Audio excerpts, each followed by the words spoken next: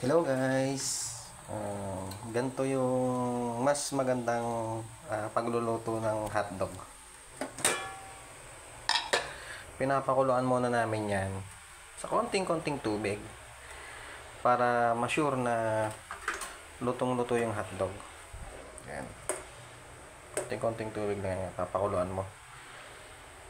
Tapos kapag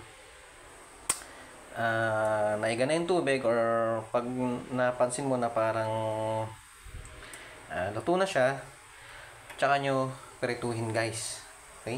Pipirituhin pa ulit para talagang lutong-luto yung hotdog. Pero much better na, ayun nga, pakuluin nyo muna. Pakuluan nyo muna sa konting-konting tubig para pati yung loob niyan luto.